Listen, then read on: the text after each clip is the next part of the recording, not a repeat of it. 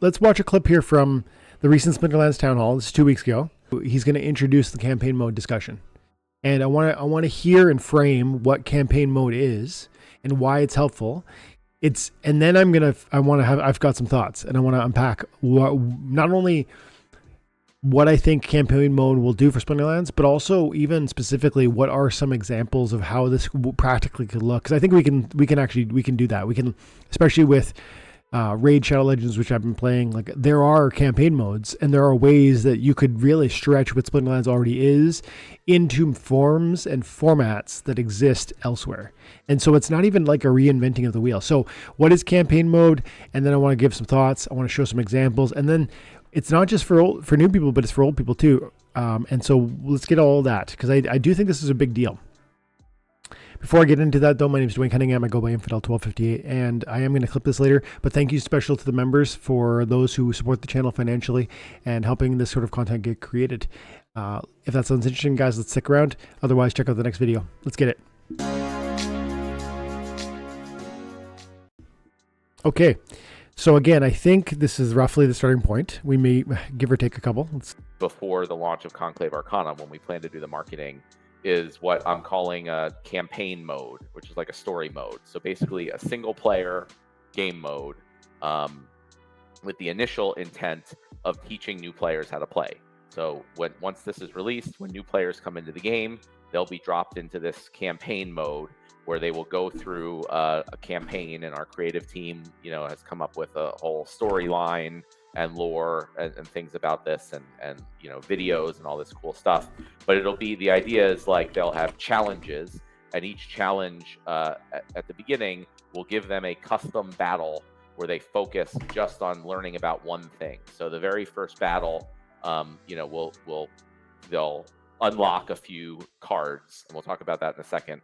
But they'll get a few cards, and they'll have this battle against a preset team that we make, and it'll just teach them one thing. So the first one might just teach them about choosing a summoner and a unit. Then they win the battle, and then they'll go to the next one, and they'll earn more cards as rewards. So they earn some more cards, they go to the next one, and it might teach them about the different attack types, and they have to make a team and arrange their cards properly with melee in front and ranged in the back. And then the next one, can go into something else, and we'll have a whole list of, these different campaign battles that they go through. They learn the game as they do, and they unlock these cards as rewards. So they increase their collection as they go. And the cards that we're going to use, that the players are going to unlock, and that they're also going to battle against, is a new set, which I've talked about in the past a little bit. We're now calling the Foundation set. So it's going to be a brand new set of cards, just like any other kind of core set of cards. The cards are all going to be soulbound, and they will be worse, noticeably worse than similar existing cards in like Chaos Legion or Rebellion or Conclave Arcana.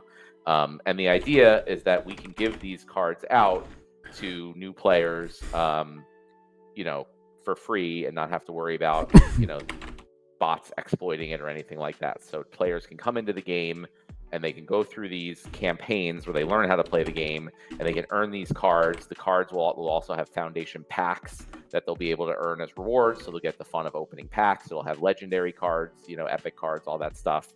So they'll get to earn packs and rewards, just like in a free-to-play trading card game would have. So hopefully we can give them a fun and rewarding experience as they come in and learn how to play the game.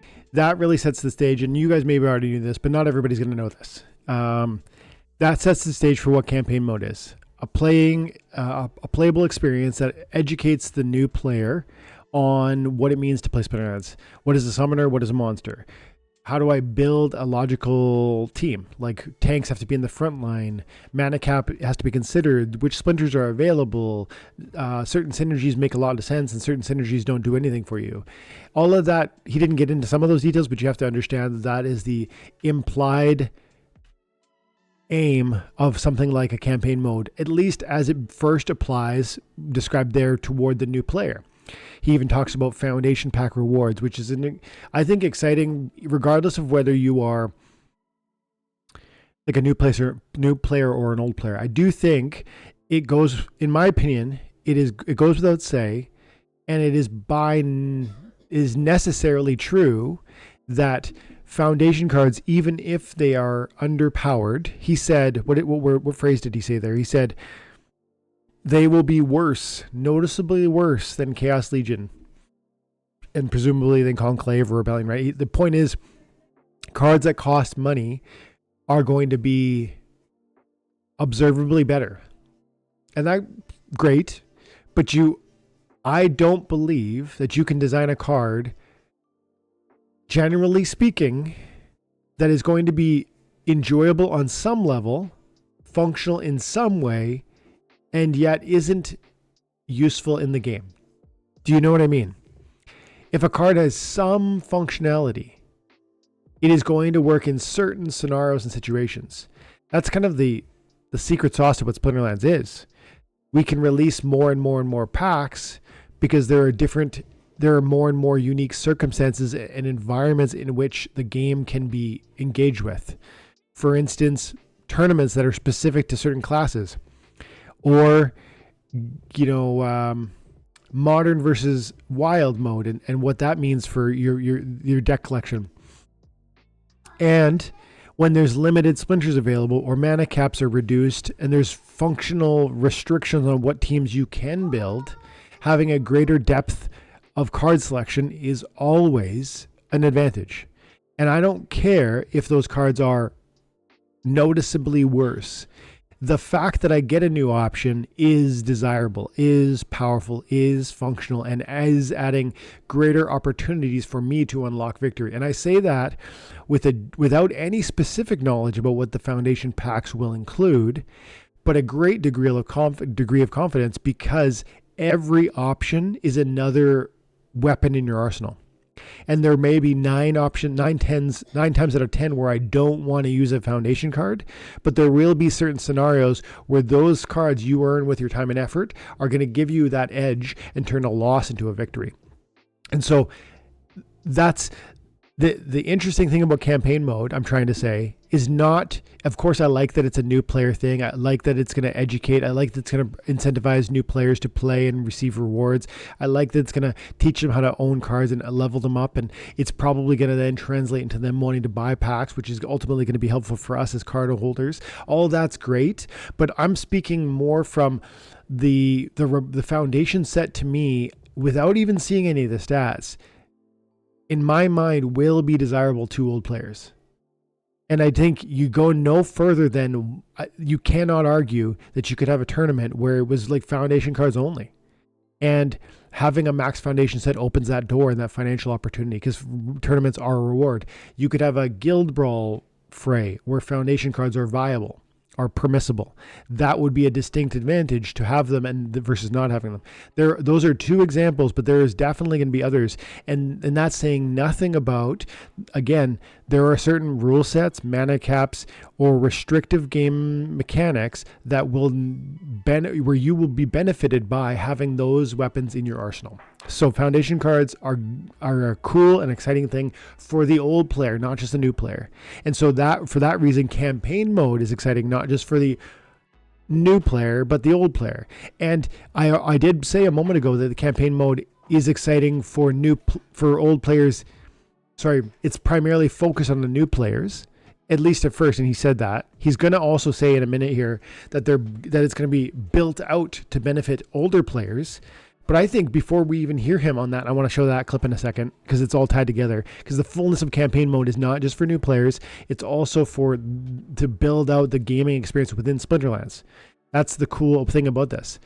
But I think before we even go to that clip and we see what he wants to plan for us as more seasoned veteran Splinterlands players, we have to acknowledge that if new players are benefited by a game mode which teaches them about card ownership,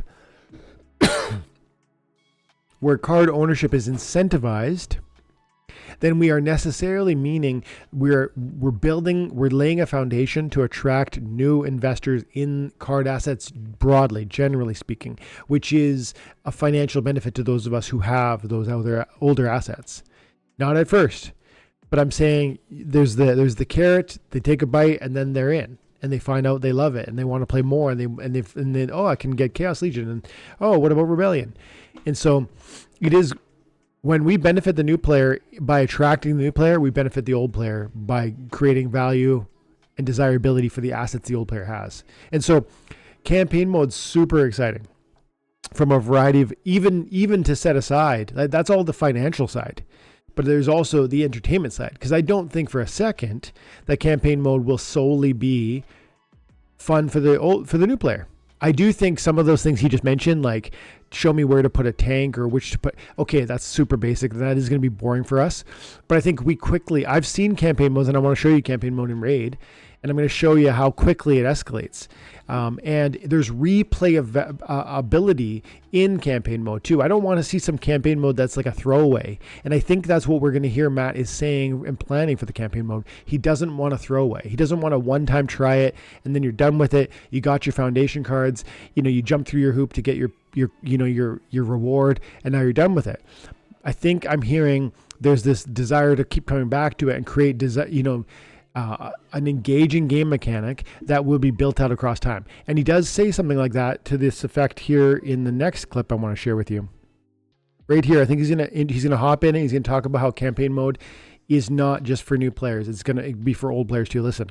About the campaign and story mode is while we're initially planning to use it for the onboarding experience to teach new players how to play the game, the idea is that we can easily extend it and add new campaigns that are not about teaching people how to play, and it's about giving a single player PvE game experience to everybody. So it's a way that we'll be able to add cool things like boss fights in. So it'll just be a new mode that everyone will have available to play, which will have these battles built in that you have to win. And hopefully we can do some interesting things in the future, and we can add new ones and take them out, rotate them. So there hopefully at some point will be lots of new interesting campaigns for all of our players to participate in and earn certain rewards. And then which is something that a lot of our players have been asking about and talking about for a very long time. So I saw this as a really cool way to build that initially for new players, teaching them how to play the game in a way that can just be expanded to add boss fights and the story mode and PvE that we've been hearing and also talking about for a while. So not just for new players, but for old players. Not just this boring one time, but something you're going to want to re-engage with over and over again. More than just touch it once and go away. That would be a throwaway. I'm hearing an extended and endurable and enjoyable new way to experience Splinterlands. And I do think we shouldn't sleep on what we're hearing about these foundation packs. I think you're not going to believe. I think ultimately you're going to find more value in them, even if they are underpowered than is being maybe implied, because of the nature of what Splinterlands is. In my opinion, options are power, and therefore you want more options always. And so I think from the reward perspective alone, and the incentive that it creates for new players, we should be excited. But then the fun side is being described here. And I want to show Raid Shadow Legends here on campaign mode quickly. When I come in here and I click on campaign mode, I have a certain amount of energy that I can spend every single day. And every one of these on the screen is a different campaign. Carrick Rock Castle, Sewers of Arnok, Catacombs of Narbuk, Durham Forest, etc. You don't need to understand like the different myths and lore behind these to know that there would be myths and lore behind that. And the game developer will have created that enemy's name is whatever, and his deal is fire, and that enemy's deal, right? There's a thoughtfulness that obviously the game of Splinterlands could bring to this that would make it their own. And you wouldn't need to release 12 campaign modes on day one. You could release one that educates new players. And ultimately that gives a little bit of rewards in the form of foundation packs. And then later on there's a 2 and a 3, and those are going to be more advanced play mechanics. Maybe one of them is teaching around guild brawls and they don't even necessarily, here's the other thing, they don't even necessarily have to be really explicit in their instructionary nature. They can be just a game mechanic. I'm going to click on a level here. Level 1. The battle is I'm going to be facing off against these class of hero or enemies, and they are ranked at this level. Now the numbers are specific to this game at this league level. I'm fighting on brutal. There's normal, hard, and nightmare, brutal, and nightmare. And the same could be true for Splinterlands. You could go into campaign 1-1, and it could be easy mode, medium, hard, expert, and it could be silver, bronze, silver, gold, diamond, champ, right? Those distinctions of difficulty. And if I modify the difficulty, the opponents I'm facing are modified. At level 1 on normal, it's 1-1, and they have 1 star. I can go into brutal, and I'm going to get better rewards through brutal, but I'm going to face off against bigger monsters. And so the idea would be within Splinterlands context that there is this escalation or this ladder one can climb, and that there is desirability in climbing it, not just from a reward standpoint, but from an entertainment standpoint. Because at normal, you're saying things like a summoner is the first choice on your team. You need a tank or you need a melee. That's super basic, boring. Like everyone's going to get that within 10 seconds. But then quickly you move through that and you're on to harder and harder and harder levels of the same experience and level. All we're doing is increasing on the opponent's side. In Splinterlands, again, language, we would be talking about, the summoner is not level 1, but he's level 8 or max level 4 for legendaries. Maybe you're not just facing off against common summoners at level 1, but you're facing off legendary summoners at level 4 and everything in between. And one more piece I want to show here visually in the context of raid that I think would be thoughtful for Splinterlands to include is that I want to show this game mechanic, because I think this could be a Splinterlands game mechanic. My first team, my team, this is my team, and we get queued up. I just ripped through the first line of defense, but imagine I submit a water splinter team and I beat the first team that they give me. But then I immediately have to carry into round 2 campaign of round, and I'm facing off against these guys, and I have to, it's going to be auto, and I'm going to delete them instantly. But that's because my heroes are amazing and theirs are really low level. As a new account was developing now, you would have this tiered progression. How am I trying to say that? I'm trying to say that I think an exciting piece of Splinterlands campaign mode would be creating a team and setting it up against multiple enemies, not just one team. It's cool and interesting to imagine a training experience that lets me fight one enemy, and that gives me some kind of reward for that. But I think to make it unique, give me survivability, give me depth, almost like a tower defense where, okay, your team was good enough to beat round 1. Is it good enough to beat round 2? Is it good enough to beat round 3? Campaign mode in raid, not just one dungeon, but 12. And it doesn't all need to be released on day 1 to give it real viable functionality. And every dungeon can be it can be easy mode, medium, good, expert, champ level, whatever tiers we want to use there. And so I think this totally translates to the world of Splinterlands. And I think we don't need to reinvent the wheel to create something really special here. I think it's exciting because it can draw new players, and I think it should entice old players. I think the rewards can be meaningful and yet trivial. And I think that is the secret sauce of Splinterlands and how it's captured most of our attention for so many years, right? It's not that we're instantly rich or super overwhelmed by the daily rewards, but it is a long-term perspective toward the trivial daily payouts being meaningful across time. So I think that's all I wanted to say about that. I am excited about campaign mode, and I am excited about foundation packs. I do not consider it a distraction away from older player experience. I think of it as an advantage and a growth step for Splinterlands the game and for the player experience. And so I'm positive about it. I'm confident about it, and I'd love to hear what you guys think. Let me know in the comments. Let's see. Is this 1 year ago? This should have been 1 year ago. Done a year ago. You know what, Paul? That is a fair criticism. And I think that's the criticism we keep coming back to, I think, as a community. And, rightly so. Like, frankly, a lot of the development that we have wanted hasn't happened. And then when it does come, it's like, yeah, but this should have been 6 months ago. This should have been a year ago. And so it really does take the wind out of the sails. But I'll say this. When I look at the live coin watch and I see SPS below 7, right? 6, where is she? Look at that, dude. Back down below 7/10 of a penny. Fighting to hold at 6/10 of a penny. and I see Bitcoin below 100. What I see is, there is, and then you look at what's happening in the broader crypto market with, like, for instance, the American government and the, strategic funds and the crypto czar under Trump and etc. I think we're not done.